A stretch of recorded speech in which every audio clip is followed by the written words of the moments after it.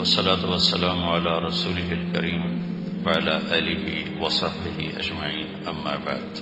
میرے بھائی اور دوستو، اللہ تعالیٰ نے انسان کے جتنے رشتے قائم کیے، اللہ نے جتنے رشتے بنائے ہیں انسانوں کے آپس میں، اس میں جو سب سے اہم رشتہ ہے، سب سے بنیادی ہے اور سب سے زیادہ وہ اہمیت رکھتا ہے، وہ خامد اور بیوی کا رشتہ ہے۔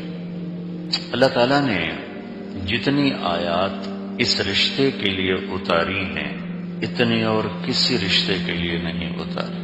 ماں باپ کے حقوق کے لیے چند آیات، اولاد کے لیے چند آیات، وراثت کے احکام چند آیات، لیکن خامد اور بیوی کے رشتے کے لیے سینکڑوں آیات، ایک اس کی اہمیت کی وجہ سے اور ایک اس کی ایک کمزوری کی وجہ سے۔ بنیاد تو ایسے ہے کہ اللہ نے پہلا رشتہ آدم اور حوا میں خامد اور بیوی کا قائم فرمایا، وہاں سے نسل شروع ہوتی، اور آخری رشتہ بھی جنت میں خامد اور بیوی اکٹھے رہیں گے، ہر ایک اپنی اپنی جنت میں اپنے بیوی کے ساتھ، بیوی اپنے خامد کے ساتھ۔ اور دنیا میں بھی اگر اللہ تعالیٰ ماں باپ کو لمبی عمر دے دے تو پھر وہ تنہا بیٹھے ہوتے ہیں، بچوں کی شادیاں، بچیوں کی شادیاں، تو وہ کمرے میں تنہا بیٹھے ہوتے ہیں، تو یہاں آخر میں بھی یہی رشتہ باقی رہتا ہے۔ اور کمزور اس لیے ہے کہ باقی کوئی رشتہ ٹوٹتا نہیں، ماں بیٹے کا رشتہ ٹوٹ نہیں سکتا، بیٹا فرما بردار ہے یا نافرمان، ماں کو اللہ نہ کرے طلاق ہو جاتی ہے، بیوہ ہو جاتی ہے، وہ دوسری شادی کر لیتی ہے، ماں بیٹے کا رشتہ باقی ہے، باپ بیٹے کا رشتہ باقی ہے، بہن بھائی، بھائی بھائی، باقی سارے رشتے، اس میں تعلق اچھا ہو برا ہو، آپس میں لڑائی ہو صلح ہو، وہ رشتہ ٹوٹتا نہیں۔ خامد اور بیوی کا رشتہ ایک بول پہ ٹوٹ جاتا، تو اللہ تعالیٰ نے کسی رشتے کو اپنی نشانی نہیں قرار دیا، کسی سوائے خامد اور بیوی کے رشتے کے۔ اللہ نے اور کسی رشتے کو یوں بیان نہیں کیا کہ تمہارے ماں باپ ہیں میری بہت بڑی نشانی ہے، تمہارے بچے ہیں میری بہت بڑی نشانی ہے، تمہارے بہن بھائی ہیں میری بہت بڑی نشانی ہے، تو صرف اللہ نے اس رشتے کو کہا من آیاتہ، میری بہت بڑی نشانی، اور اس سے اللہ نے بڑی بڑی نشانیوں کے درمیان ذکر کیا۔ من آیاتہ ان خلقکم من تراب، میری بہت بڑی نشانی ہے تمہیں مٹی سے بنایا، سمجھ میں آتا؟ ٹھیک، اگلی آیت چھوڑ دیں۔ من آیاتہ خلق السماوات والارض، میری بہت بڑی نشانی زمین آسمان، واختلاف السنتکم والوانکم، تمہارے چہرے الگ تمہاری زبانیں الگ، میری بہت بڑی نشانی ہے منامکم باللیل والنہار، تمہارا سونا اٹھنا، رزق کی تلاش، میری بہت بڑی نشانی ہے یریکم البرق خوفا وطمعا، کہ یہ بادل آتے ہیں، بارش ہوتی ہے، بجلیاں چمکتی ہیں، بادل گرجتے ہیں۔ من آیاتہ ان تقوم السماء والارض بامرہ، تیرے اللہ کی بہت بڑی نشانی ہے زمین آسمان قائم کھڑے ہوئے۔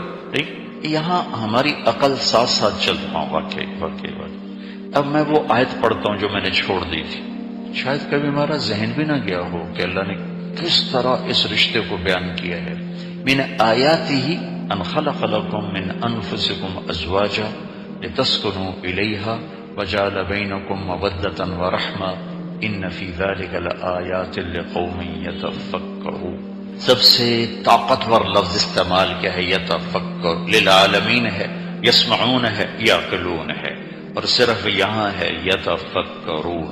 بڑا غور کرو گے نا پھر تمہیں یہ بات سمجھ میں آئے گی کہ اللہ تعالیٰ کہہ رہا ہے کہ میری بہت بڑی نشانی ہے کہ میں نے تمہیں خامد اور بیوی کا رشتے میں جوڑ دیا، اور اس میں سکون رکھ دیا، اور اس میں محبت اور ہمدردی کو رکھ دیا۔ کسی رشتے میں اللہ نے تین چیزیں ذکر نہیں فرمائی، سکون، محبت، ہمدردی، صرف اسی رشتے میں اللہ نے فرمایا کہ تیرے رب نے سکون رکھا، محبت، ہمدردی۔ پوری دنیا میں یہ رشتہ بہت ذلیل ہو رہا ہے، بہت ذلیل ہو رہا ہے، معاشرت غالب ہے، معاشرت۔ یورپ میں تو ویسے ہی خامد اور بیوی کا تصور ٹوٹ چکا ہے، اور بعض ملکوں میں بیوی اتنی مظلوم ہوتی ہے کہ مار دو، پیٹ دو، دھکے دو، اف بھی نہیں کر سکتے. خود ہمارے دیس کا یہی حال ہے، خاص طور پر ہمارے جو پہاڑی علاقے ہیں، یا ہمارے پنجاب کے دیہاتی علاقے، یا سندھ کے دیہاتی، یا بلوچوں کے دیہاتی، چاروں جگہ بیوی ایک جانور ہے. اسے مارو، پیٹو، گالیاں دو، دھکے دو، اس نے گھٹ گھٹ کے مر جانا ہے، اس نے برداشت کرنا. تو اللہ تعالیٰ نے بھائیو اس رشتے کی عظمت کے لیے یہ خوبصورت عنوان اختیار کیا، من آیاتی، من آیاتی، میری بہت بڑی نشانی ہے کہ ہم نے تمہیں خامد اور بیوی کے رشتے میں جوڑا ہے، اور اس میں سکون، اس میں محبت، اس میں ہمدردی کو بھر دیا ہے. اس رشتے کو باقی رکھنے کے لیے کوئی روپے پیسہ نہیں چاہیے، صرف نبی والی معاشرت، نبی والے اخلاق، نبی والے اخلاق، کہ جہاں میرے نبی والے اخلاق ہوں گے وہاں وہ گھر آباد ہو جائے گا. جہاں نبی والے اخلاق نہیں ہوں گے، وہ ڈیفینس میں شادی ہو یا وہ لیاری میں شادی ہو، وہ ناکام ہوگی. کیونکہ انسان رویوں سے گھر آباد کرتا ہے، پیسوں سے نہیں. حسن سلوک سے جیسے گھر آباد ہوتے ہیں، وہ غریب کا گھر ہو چراغ جلے یا نہ جلے، یا مالدار کا گھر ہو کہ فانوس جگمگا اٹھیں. بھائیو، زندگی کی روشنی فانوس سے نہیں، بجلی سے نہیں، زندگی کی روشنی میرے نبی والی معاشرت اور اخلاق کے ساتھ ہے. اور گھروں کا اندھیرا تو بجلی جانے سے ہے، زندگی کا اندھیرا بد اخلاقی سے.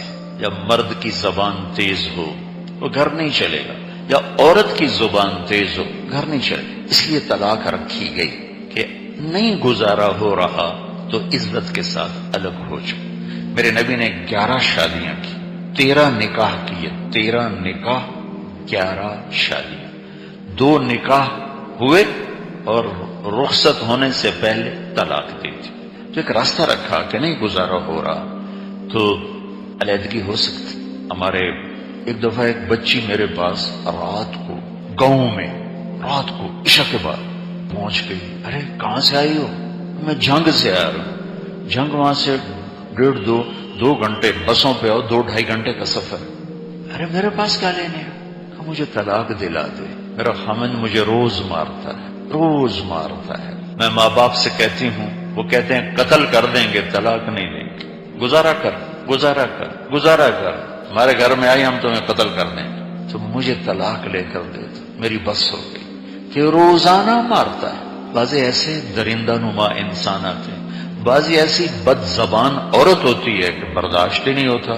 تو یہاں اللہ تعالیٰ نے کہا پھر عزت کے ساتھ الگ ہو جاؤ. پھر یہ نہیں کہ گزارا کرو، گزارا کرو، گزارا کرو. ایسا نہیں. چونکہ اگر اللہ نہ کرے کسی کی بچی اجڑ کے واپس جائے، چونکہ وہ بوجھ ہوتی ہے. تو میرے نبی کی بات سنو، آپ نے فرمایا تمہیں سب سے بڑا صدقہ بتاؤں؟ سب سے بڑا صدقہ. صحابہ نے کہا جی ضرور بتائیں. کہ جس کی بیٹی کو طلاق ہو گئی اور وہ گھر واپس چلی گئی، اس پر خرچ کرنا سب سے بڑا صدقہ، سب سے بڑا صدقہ. تو میرے بھائیوں، گھروں کی آبادی کے لیے کوئی وظیفے پوچھتا ہے، کوئی تعویذ پوچھتا ہے، کوئی جادو ٹونے کی طرف چلتا ہے. اس کا ایک ہی جادو ہے، اس کا ایک ہی تعویذ ہے، اس کا ایک ہی وظیفہ ہے کہ زبان کے بول کو میٹھا کرو اور نبوت والے اخلاق میں بھی اختیار کروں، آپ بھی اختیار کریں. یہ نئی شادی ہو اس بچے کی طرح، ہماری بیٹی کی طرح، یا پرانی شادی ہو ہماری طرح، گھر آباد ہوگا زبان کا بول میٹھا ہو، اخلاق نبی والے ہو. انسان ہے، کبھی غصہ آ بھی جاتا ہے، تو غصے میں بھی ایسا بول نہ بولو کہ اگلے کا دل ٹوٹ جائے اور اگلے کی پگڑی اچھل جائے. اور اگر ایسا ہو جائے تو پھر معافی کا راستہ کھولو، معافی مانگ لو، معافی مانگ لو. تو اللہ تعالیٰ پھر جوڑ پیدا فرما دیتا ہے. تو یہاں پھر انانیت آ جاتی، میں کیوں معافی مانگوں، میں کیوں معافی مانگوں. بھائیو، اس لیے میرے نبی نے 11 شادیاں کی ہمیں زندگی سمجھانے کی. نماز پڑھنا ٹھیک ہے، طبیعت پر مشکل ہوتا ہے، لیکن سوکھا کام ہے. 1 لوٹا پانی، 10 منٹ ٹائم، 15 منٹ نہیں، اس سے زیادہ تو ٹائم نہیں لگتا ہے. روزہ تھوڑا سا مشکل کام ہے لیکن چند گھنٹے کا ہے، سال میں 1 دفعہ ہے. لیکن یہ برداشت کرنا، سہنا، یہ تو آدمی کو ذبح کر دیتا ہے، لیکن نبیوں کے ساتھ کھڑا کر دے گا یہ عمل اس. تو بھائیو، اگر ہم اپنے گھروں کو آباد کرنا چاہتے ہیں، اپنے نبی کی سیرت پڑھو، اپنے نبی کی زندگی پڑھو. معاشرت، معاشرت، معاشرت. یہ نہیں بیان ہوتی، نہ لوگ سنتے ہیں، نہ سننے والے سناتے ہیں، نہ پڑھتے ہیں۔ ہمارے نبی کے ہر معجزہ بہت عالی شان ہے، لیکن میرے نبی کے اخلاق آپ کا بہت بڑا معجزہ ہے، آپ کی معاشرت آپ کا بہت بڑا معجزہ ہے۔ آپ نے 11 شادیاں کی ہمیں زندگی سمجھانے بتانے کے لیے، شادی کو آسان کرنے کے لیے۔ اگر ہم تھوڑا سا ایسے سیرت کا جائزہ لیں، ایک پہلو ہے اپنا خاندان، اپنی قوم، پرائی قوم، ایک یہ پہلو ہے۔ ایک پہلو ہے غریب گھر، اپنے جیسا گھر، اپنے سے مالدار گھر۔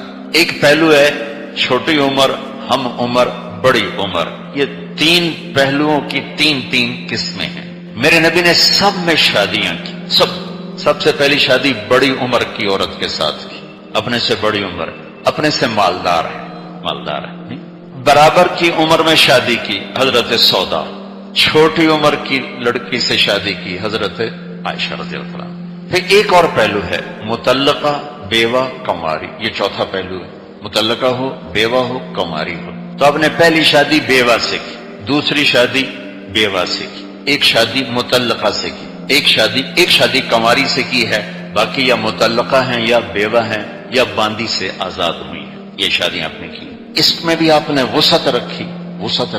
اور اپنے خاندان میں شادی کی، حضرت خدیجہ، حضرت عائشہ۔ دشمن کے خاندان میں شادی کی، حضرت ام حبیبہ بنو امیہ سے۔ قوم میں شادی کی، خاندان میں نہیں کی، قوم میں شادی کی، حضرت میمونہ، ہلالیہ، جویریہ بنی مصطلق۔ اپنی قوم ہے لیکن خاندان نہیں۔ قوم سے بھی باہر شادی کی، حضرت صفیہ، یہودی۔ ایک دفعہ آپ آئے حضرت صفیہ کے گھر تو وہ رو رہی تھی، تو آپ نے کہا کیوں رو رہی ہو؟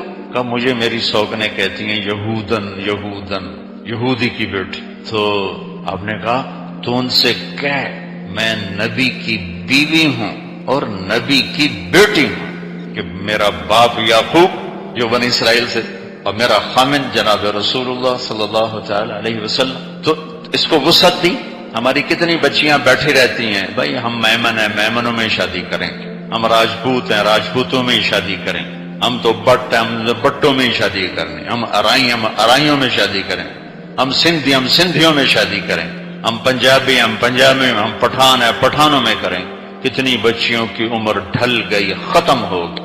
بھائی ہم اپنوں میں کرتے ہیں، غیروں میں نہیں کرتے۔ میرے نبی نے تینوں سارے بت توڑ دی، اپنوں میں کی، اپنے خاندان میں کی، دشمن خاندان بنو امیہ ان میں کی، اپنی قوم میں کی، قوم سے باہر یہود میں کی۔ ہم عمر سے کی حضرت سودا، بڑی عمر حضرت خدیجہ، چھوٹی عمر حضرت عائشہ رضی اللہ عنہ، مالدار حضرت خدیجہ، غریب حضرت جویریہ، باندی سے آزاد کیا، برابر کی باقی ساری مستورات۔ تو آپ نے اس کو وسعت دی۔ پہلی شادی اس خاتون سے کی جن کی ایک منگنی ٹوٹ چکی تھی ورقہ بن نوفل کے ساتھ، 2 نکاح سے بیوہ ہوئی تھی، ابو حالہ ابن عابد، دونوں سے اولاد تھی۔ اور تیسری شادی جناب رسول اللہ نے کی 40 برس کی عمر میں ان کے ساتھ۔ پرتکلف ولیمہ کیا، درمیانہ ولیمہ کیا، فقیروں والا ولیمہ کیا، سب کے لیے راستہ کھول دی۔ یہ سارے میرے نبی کے طریقے۔ حضرت عائشہ کا ولیمہ کی کیا ہوا؟ سعد بن عبادہ نے دودھ بھیج دیا، آپ نے سب کو پلا دیا، اتنا آسان ولیمہ۔ پھر باقی امہات المومنین کے ولیمے کیے سادہ لیکن ہوئے ولیمے۔ صفیہ کا ولیمہ 3 دن چلتا رہا، 3 دن چلتا رہا، ٹھیک۔ اور حضرت زینب کا ولیمہ بہت پرتکلف، سارے مدینے کو کھانا کھلایا، آپ کی طرف سے سب کو ضیافت تھی، پھر جو آیا، جو نہیں آیا، آپ کی طرف سے اعلان تھا سارے مدینے والے آ کے کھانا کھاؤ۔ تو آپ خود دیکھ پر بیٹھے تھے کھانا کھلانے کے لیے، لوگ آتے رہے کھاتے، پرتکلف ولی، چونکہ یہ شادی وہ تھی جس کی مثال نہ پہلے ہے نہ بعد میں ہے، کہ یہ نکاح اللہ نے آسمان پہ پڑھایا، اللہ ہی نکاح خواہ، اللہ ہی وکیل، اللہ ہی گواہ۔ دیکھو نکاح میں 2 وکیل چاہیے یا 2 گواہ چاہیے، وکیل تو خیر ایک قانونی سی چیز ہے، 2 گواہ چاہیے، اور ایجاب و قبول چاہیے۔ یہ لڑکا کہے گا میں نے قبول کیا تو تب نکاح ہوگا، وہ ہماری بچی کہے گی میں نے قبول کیا تب نکاح ہوگا۔ ان میں سے کوئی ایک کہہ دے نہیں تو نہیں ہوگا، چاہے اوپر والے جتنا مرضی زور لگاتے رہے۔ لیکن یہاں نہ ایجاب نہ قبول.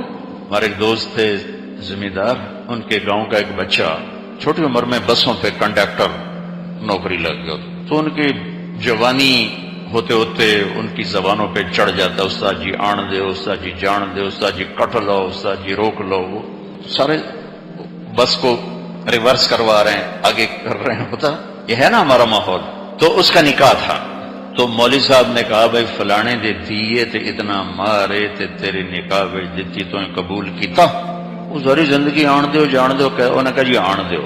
تو اس کا بھائی پاس بیٹھا تو اس کو نہیں ماری، کہتا جی جان دیو. مولانا صاحب نے فرمایا آن دیو جان دیو نال کام نہیں بڑھنا، تو آنکھ میں قبول کیتا. یہ اتنا لازمی بول ہے. ٹھیک یہاں کچھ بھی نہیں. اللہ کے نبی مسجد میں تھے، وحی آئی فلما قضى زید منها وطرا زوجناکها، بس ہم نے آپ کا نکاح کر دیا. تو آپ نے کہا کوئی ہے جو جا کے زینب کو خوشخبری سنائے؟ تو زینب کو جس خاتون نے خوشخبری سنائی، آپ نے ان کو اپنے گلے کا ہار اتار کر ان کے گلے میں ڈالا. اور یہ ولیمہ بڑا پرتکلف ہوا، سارے مدینے نے کھانا کھایا. لہذا ولیمے میں تکلف کرنا کوئی خلاف سنت نہیں ہے. ہمارے ہاں دو انتہا ہیں. ہمارا دیندار طبقہ سادگی کے نام پر وہ ڈنڈا پھیرتا ہے. کوئی تھوڑا سا تکلف، بڑا اسراف، کیسے تو ایک مسجد بن سکتی تھی، مولوی عبدالستار کا ایک مدرسہ اور بن سکتا تھا. تو اور جو مالدار ہیں وہ جب تک اس میں نافرمانی نہ ہو تو وہ کہتے ہیں ولیمہ ہی کوئی نہیں، ناچ گانا ہو، خرافات ہوں، بے حیائی ہو، تب وہ شادی ہوتی. یہ دونوں انتہا غلط ہے. سادہ بھی میرے نبی کی سنت ہے، درمیانہ بھی میرے نبی کی سنت ہے، اور تکلف بھی میرے نبی کی سنت ہے. حضرت فاطمہ کا ولیمہ تو آپ نے تقاضا کر کے رکھا ہے. حضرت علی تو فقیر تھے، آپ نے کہا علی ولیمہ کرو. کہ یا رسول اللہ میرے پاس تو کچھ بھی نہیں، میرے پاس تو کچھ بھی نہیں. تو آپ اچھا چلو ٹھیک کوئی بات کہ نہیں، ولیمہ کرنا ہوگا. تو سعد نے کہا یا رسول اللہ میرے پاس ایک چھترا ہے، چھترا. ہم نے کہا ٹھیک ذبح کرو. اپنی طرف سے حضرت علی کو پیسے دے، جاؤ بازار سے کھجور خریدو، گھی خریدو، پنیر خریدو. تو انہیں 5 درہم کا گھی خریدا، 4 درہم کا پنیر خریدا، 1 درہم کی کھجور سستی ہوتی تھی. آپ نے وہ منگوا کر گٹھلیاں نکلوا کے ان کو سب کو رگڑا، پیسا، اور ایک سویٹ ڈش بنائی. سویٹ ڈش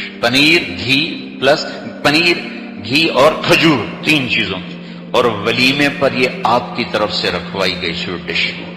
اور تازہ جو کی روٹی، چھترے کا گوشت، اور اس میں آپ نے قورمہ بنوائے. کیسے؟ اس میں چھوارے ڈلوائے، دیگ میں چھوارے ڈلوائے.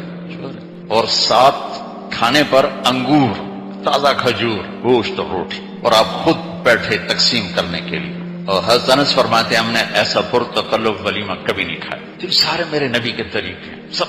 تو کم کرو، درمیانہ کرو، زیادہ کرو، سب کچھ گنجائش ہے، لیکن ایک چیز کی گنجائش نہیں، بد اخلاق نہ ہو.